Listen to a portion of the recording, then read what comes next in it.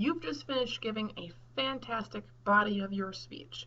You had a great intro to lead into it. You had a fantastic body of well-organized information that had transition statements flowing between each of the main points, between the intro and the main points, all of that.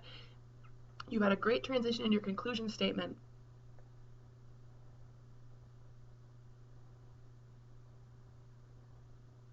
Yes, you need a conclusion. You need to have something to conclude your presentation. Otherwise, it's like stopping in the middle of a sentence. Super awkward. We don't want that to be the way that our speech ends.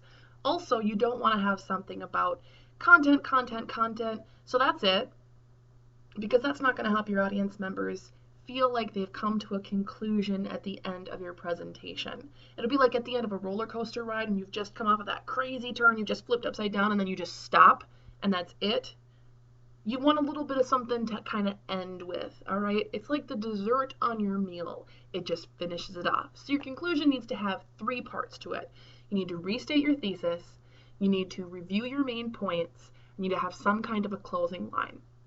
Restate your thesis, real simple. Say your thesis statement again, exactly how you worded it in the beginning in your intro.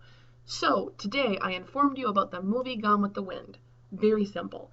Reviewing your main points. That might be restating your preview statement. So we talked about first this, and then this.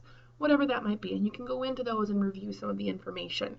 Remember, your conclusion is where you're trying to help your audience members remember the information you just gave. It's not the last few ditch seconds before you get to sit down in your speech. That might be what you're feeling, but remember, ultimately your goal is to try and influence your audience in some way. So use those last seconds as you can.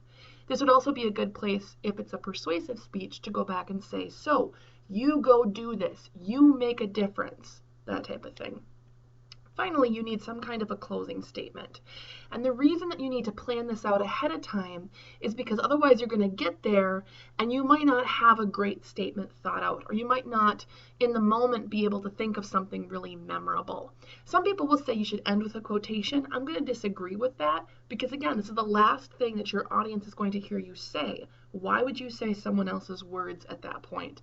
This is the last time you get to say something, so you should say something.